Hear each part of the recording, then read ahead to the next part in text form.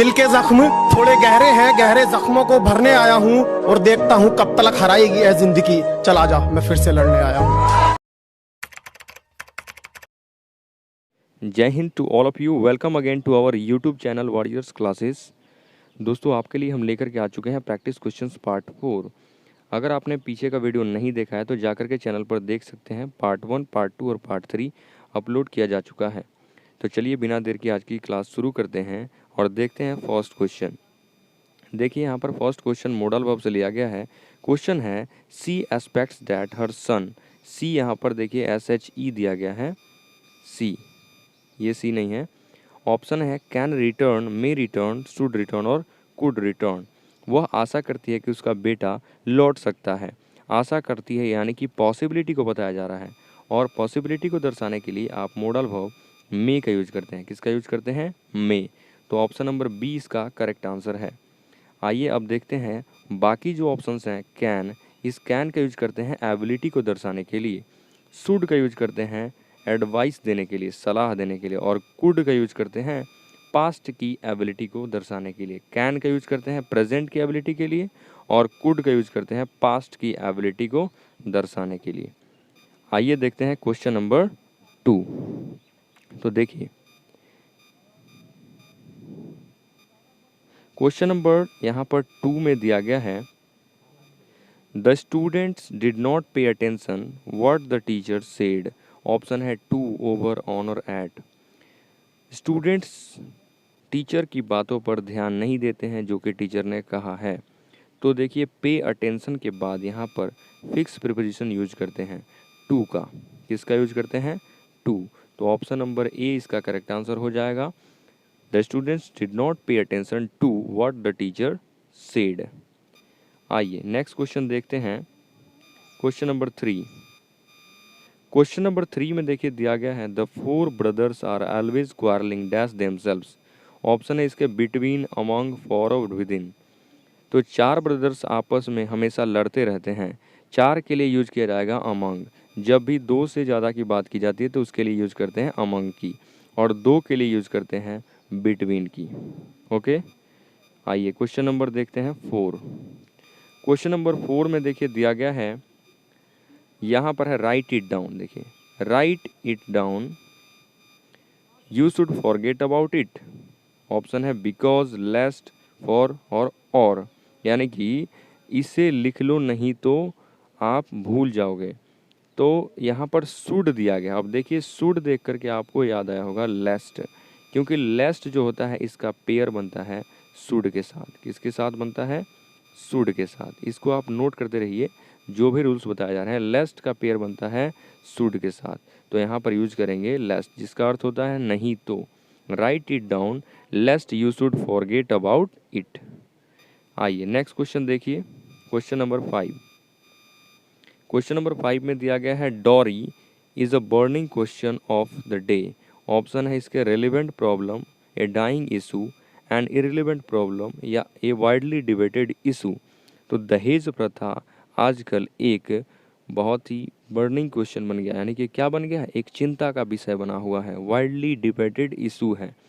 तो option number D इसका correct answer हो जाएगा, ये वाइडली डिबेटेड इशू। इसको याद रखें, ईडीएम है ये बर्निंग क्वेश्चन। आइए क्वेश्चन नंबर देखते हैं 6। क्वेश्चन नंबर 6 में देखिए दिया गया है to take the biscuit means. To take the biscuit का अर्थ बताना है आपको, ये भी ईडीएम है। ऑप्शन है to show coldness, to beat, to eat everything, to take lead, to be the worst example of something. तो टू टेक बिस्किट का अर्थ होता है to be the worst example of something, बद से बदतर, बहुत ही बुरा एग्जाम्पल किसी भी चीज़ का, इसका अर्थ ये होगा। नेक्स्ट क्वेश्चन देखिए, क्वेश्चन नंबर 7। इसमें दिया गया है synonym of compassion is. Compassion का सिनोनिम बताना है। ऑप्शन है सिमिलैरिटी, क्रुएल्टी, काइंडनेस और कॉन्ट्रास्ट। तो कंपैशन का क्या अर्थ होता है? दयालुता। क्या होता है? दयालुता, यानी कि किसी पर दया करना, परोपकार करना, जिसका सिनोनिम होगा kindness. Option number C. Next देखिए क्वेश्चन नंबर 8। क्वेश्चन नंबर 8 में दिया गया है choose the word nearest in meaning to the underline part, जो भी अंडरलाइन पार्ट दिया गया है उसका नियरेस्ट मीनिंग यानी कि सिनोनिम बताना है। A detective should be vigilant towards every clue, इस विजिलेंट का सिनोनिम बताना है। ऑप्शन है इसके केयरलेस, केयरफुल, ऑल्टरनेटिव और इग्नोरेंट। तो विजिलेंट इसका अर्थ होता है ध्यानपूर्वक। क्या होता है? ध्यानपूर्वक। इसलिए इसका सिनोनिम क्या हो जाएगा? केयरफुल। ऑप्शन नंबर बी इसका करेक्ट आंसर है। केयरलेस जो है इसका एंटोनिम है। आइए क्वेश्चन नंबर 9 देखते हैं। क्वेश्चन नंबर 9 में दिया गया है choose the opposite meaning of the underline part. Underline part का आपको अपोजिट मीनिंग बताना है। Shiva was warned at the onset of his career, onset का बताना है आपको एंटोनिम। ऑप्शन है इसके देखिए बिगिनिंग, एंड, मिडिल या एंट्रांस। तो ऑनसेट का अर्थ होता है किसी भी चीज़ का प्रारंभ, शुरुआत। इसका एंटोनिम क्या होगा? अंत हो जाना। तो अंत के लिए यूज़ करेंगे एंड। ऑप्शन नंबर बी इसका करेक्ट आंसर है और बिगिनिंग जो है इसका सिनोनिम है। नेक्स्ट क्वेश्चन देखिए 10। इसमें दिया गया है एंटोनिम ऑफ टेंटेटिव, टेंटेटिव का एंटोनिम बताना है। ऑप्शन है डेफिनिट, इनसफिशिएंट, प्लेंटीफुल और एक्टिव। टेंटेटिव का अर्थ क्या होता है? अनिश्चित। क्या होता है? अनिश्चित। तो इसलिए इसका सिनोनिम हो जाएगा निश्चित यानी कि डेफिनिट। एंटोनिम हो जाएगा निश्चित यानी कि डेफिनिट। अनिश्चित का अर्थ हो गया, अनिश्चित जो अर्थ हो गया वो है टेंटेटिव का। नेक्स्ट देखिए क्वेश्चन नंबर 11। क्वेश्चन नंबर 11 में वन वर्ड दिया गया है a person who rules without consulting the opinion of others, जो दूसरे के बिना राय सलाह के जो रूल करता हो वैसा व्यक्ति को क्या कहा जाता है? ऑप्शन है डेमोक्रेट, ब्यूरोक्रेट, ऑटोक्रेट या फानाटिक। तो इसको तानाशाह एक तरह से कह सकते हैं, जो खुद का शासन करता है बिना किसी की राय सलाह के, तो उसे कहते हैं ऑटोक्रेट। ऑप्शन नंबर सी इसका करेक्ट आंसर है। क्वेश्चन नंबर 12 देखिए, इसमें है through which light can not pass, जिसमें से लाइट पास नहीं कर सकती है, प्रकाश जिसके आर पार नहीं कर सकती। ऑप्शन है डल, डार्क, ऑब्सक्योर और ओपेक। तो जिसके आर पार लाइट क्रॉस नहीं कर सकती उसे कहते हैं ओपेक यानी कि अपारदर्शी। और इसका एंटोनिम होता है ट्रांसपेरेंट यानी कि पारदर्शी। तो देखते हैं नेक्स्ट क्वेश्चन। इसमें है there was none dash did not enjoy the show. ये जो क्वेश्चन है ये प्रोनाउन से लिया गया है, रिलेटिव प्रोनाउन का यूज़ करना है। तो ऑप्शन है हु, विच, दैट और whom। यहाँ आप यूज़ करेंगे दैट का। याद रखें जो नन होता है इसके साथ दैट का पेयर यूज़ किया जाता है, नॉन के साथ दैट का यूज़ किया जाता है। नेक्स्ट क्वेश्चन नंबर 14 देखिए, इसमें है स्पॉट द एरर। आपको इस एरर फाइंड आउट करना है। ऑप्शंस देखिए हैं the government machineries has failed to maintain law and order और नो एरर। अगर कोई एरर नहीं है तो नो एरर चूज करेंगे। तो इसमें आपको याद होगा कि मशीनरी, सीनरी जो भी वर्ड्स होते हैं इनका प्लूरल नहीं बनाया जाता है। और यहाँ पर लिखा गया है मशीनरीज, तो यहाँ पर मशीनरीज को रिप्लेस करेंगे मशीनरी से, तब ये करेक्ट होगा। यानी कि ऑप्शन नंबर ए जो है इसमें एरर दिया गया है। मशीनरीज नहीं होता है, क्या होता है? मशीनरी होता है।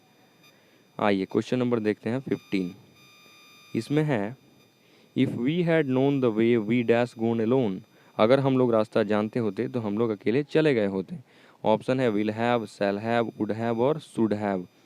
तो देखिए ये जो क्वेश्चन है कंडीशनल सेंटेंस से लिया गया है। इफ़ क्लॉज में अगर याद रखें कि हैड प्लस V3 है, किसमें? इफ़ क्लॉज में, तो इधर क्या आएगा? वुड हैव प्लस V3 आता है। ये याद रखें, वुड हैव और प्लस में आता है V3। तो इस फॉर्मूले पर बेस्ड ये क्वेश्चन है। यहाँ पर देखिए हैड नोन यानी कि हैड प्लस V3 है, तो यहाँ पर वुड हैव आएगा। ऑप्शन नंबर सी इसका करेक्ट आंसर है। If we had known the way we would have gone alone. आइए 16 में देखिए दिया गया है चूज द मिसस्पेल्ड वर्ड। कौन सा वर्ड है जिसकी स्पेलिंग गलत दी गई है? यहाँ पर देखिए लेफ्टिनेंट है, लेफ्टिनेंट जिसको कहते हैं, वैक्यूम है, कॉमिटी है और कैलेंडर है। तो लेफ्टिनेंट यानी कि लेफ्टिनेंट की स्पेलिंग बिल्कुल सही है, LIEUTENNT। वैक्यूम की भी सही है, कमेटी भी सही है, लेकिन कैलेंडर का स्पेलिंग गलत है। ये स्पेलिंग गलत है, DER नहीं होता है, DAR होता है, CALENDAR होता है। ठीक है, इसको याद रखें, DER कभी नहीं होता है, DAR होता है कैलेंडर।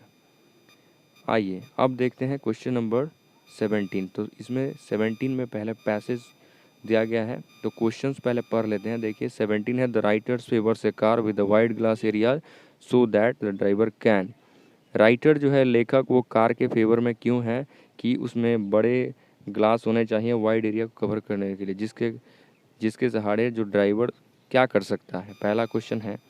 दूसरा है, it is very expensive to maintain a large car because it, यह बहुत ही कठिन होता है एक बड़े कार को मेंटेन करना और बहुत खर्चीला भी होता है, क्यों। और नेक्स्ट है, while buying A car one should specially consider it's, यानी कि कार खरीदते समय किसी को भी उसके बारे में क्या जान लेना चाहिए। और लास्ट है इसका, the size of the car should be in accordance with, यानी कि कार का जो साइज किस तरह का होना चाहिए, और अकॉर्डेंस विथ किसके, अकॉर्डेंस किसके। तो आइए देखते हैं, पैसेज यहाँ पर दिया गया है। When you buy a car, examine carefully the important features of model you are considering. जब आप एक कार खरीदते हैं तो सबसे पहले उसके इम्पोर्टेंट फीचर्स के बारे में उसके जांच कर लें, जिसके बारे में आप विचार कर रहे हैं। Many a buyer of the latest model has got into trouble by buying a car too broad or too long for his garage. बहुत से नए मॉडल्स के जो खरीदार हैं वो बड़े और चौड़े आकार के कार अपने गराज के लिए खरीद करके समस्या में पड़ गए हैं। नेक्स्ट देखिए, पैराग्राफ में यहाँ पर दिया गया है, furthermore long car is too hard to manage in traffic and too difficult to park. इसके अलावा जो लंबी जो कारें होती हैं उनको मैनेज करना बहुत ही हार्ड होता है, और ट्रैफिक में भी बहुत सारे प्रॉब्लम्स होते हैं। इसके अलावा उसको पार्क करना भी बहुत ही डिफ़िकल्ट होता है। Another feature is the comfort afforded. इसके अलावा एक और फीचर होता है जिसमें हमें आराम मिलता है। Are the seats nice and durably upholstered, और आपको ये भी जांचना चाहिए कि जो उसके सीट्स हैं वो सुंदर और ड्यूरेबल हैं, या अपहोल्स्टर्ड का अर्थ होता है सजाए हुए हैं या नहीं। Is there enough glass to give the driver a good view in all directions particularly to the rear. ये भी हमें जांचना चाहिए कि क्या पर्याप्त उसमें ग्लास है या नहीं, जिसके सहारे ड्राइवर है जो है पीछे के सभी दिशाओं का व्यू साफ साफ स्पष्ट रूप से देख सकता है या नहीं। It should be remembered that the heavier and more powerful car is the more expensive it will be operate. हमें यह भी याद रखना चाहिए कि जो बड़ी और भारी गाड़ियाँ होती हैं उन्हें ऑपरेट करना, उनका संचालन करना बहुत ही एक्सपेंसिव होता है। नेक्स्ट पैराग्राफ में देखिए, यहाँ पर दिया गया है, high powered Motors require expensive high octane petrol. जो उच्च शक्ति वाले मोटर्स होते हैं उन्हें उच्च कीमत की जो पेट्रोल की आवश्यकता होती है। The greater weight means greater tyre wears and enlarge brakes, यानी कि बड़े या भारी वाहनों का अर्थ यह है कि उनके टायर्स भी बहुत बड़े होंगे और एनलार्ज्ड ब्रेक्स भी होंगे, बहुत बड़े बड़े ब्रेक्स भी होंगे। The old cliche is still true, यहाँ पर ओल्ड क्लिच होगा। The old cliche is still true, अभी भी यह सत्य है जो पुराने मॉडल्स के थे गाड़ियाँ। It is not the initial cost but the upkeep which matters. तो आपने ये पैसेज पढ़ के समझ लिया होगा कि इसमें क्या कहा जा रहा है। एक कार की बात की रही जो कि कार खरीदना चाहते हैं, तो क्या क्या बातों का हमें किन किन बातों का ध्यान रखना चाहिए। तो आइए देखते हैं, फर्स्ट क्वेश्चन इस पर दिया गया है, the writer favours a car with a wide glass areas so that the driver can, यानी कि जो राइटर हैं, लेखक हैं, वो कार के फेवर में क्यों है कि उन्हें एक बड़ा सा ग्लास एरिया चाहिए, यानी कि पीछे का जो ग्लास एरिया होता है उसे देखने के लिए, क्योंकि ड्राइवर क्या कर सकता है, enjoy the scene with outside while driving, यानी कि क्या वह बाहरी दृश्य का आनंद ले सके गाड़ी चलाते समय, या have a good view of the rear, या उसे पीछे के दृश्य का एक स्पष्ट व्यू दिखाई दे इसके लिए, या roll down the glass panes to get in a fresh air, या display his beautiful upholstery with pride. तो इसका आंसर है have a good view of the rear. अभी आपने पढ़ा कि उसे बड़े ग्लास की आवश्यकता इसलिए होती है कि ड्राइवर पीछे का दृश्य, सभी दिशाओं का दृश्य आसानी से देख सके। क्वेश्चन नंबर 18 देखिए, इसमें दिया गया है, it is very expensive to maintain a large car because it is, यानी कि जो लार्ज कार्स होती हैं, बड़े गाड़ियाँ होती हैं, उन्हें मैनेज करना, मेंटेन करना बहुत ज़्यादा एक्सपेंसिव होता है, खर्चीला होता है, क्यों। It is heavy, requires more space for parking, needs changing its tires more frequently, या नीड्स मोर ड्यूरेबल अपहोल्स्ट्री? तो इसका आंसर होगा needs changing it's tyre more frequently, क्योंकि इसके जो टायर्स होते हैं बहुत ही बड़े बड़े होते हैं और ब्रेक्स भी होते हैं बहुत बड़े, तो वो जल्दी से मतलब घिस जाएंगे अगर ज़्यादा ब्रेक्स का यूज करेंगे जिसके सहारे, तो इसलिए आपको जो टायर्स होंगे उन्हें बार बार जल्दी से चेंज करना पड़ेगा। नेक्स्ट देखिए 19। नेक्स्ट में दिया गया है यहाँ पर 19 में, while buying A car one should specially consider it's. जब आप एक कार खरीदते हैं तो उसमें आपको किन बातों का ध्यान रखना चाहिए? प्राइस, मेंटेनेंस कॉस्ट, अपहोल्स्ट्री या ब्रेक्स? तो आपको किसका ध्यान रखना चाहिए? आपको उसका मेंटेनेंस कॉस्ट के बारे में ध्यान रखने का, यानी कि आप उसको मेंटेन कैसे कर सकते हैं, कितने प्राइस में। और लास्ट क्वेश्चन है इस पैसेज का, देखिए इसमें दिया गया है the size of the car should be in accordance with. Car का साइज किसके अनुसार होना चाहिए? The money one can afford to pay, the size of the garage that the buyer has, the width of the road where the buyers live, the volume of the traffic on road. तो इसका answer हो जाएगा the size of the garage that the buyer has, यानी कि car की size उतनी ही बड़ी होनी चाहिए जितना कि खरीदार जो खरीदता है कार को उसके पास जितना बड़ा गराज है, यानी कि गराज के अनुसार उस कार की खरीदारी होनी चाहिए। तो दोस्तों आपको ये वीडियो कैसा लगा और आपका स्कोर कितना रहा हमें कमेंट करके बताइए, और वीडियो को लाइक कीजिए, चैनल को सब्सक्राइब कीजिए, अपने दोस्तों को ज़्यादा से ज़्यादा शेयर कीजिए। जय हिंद।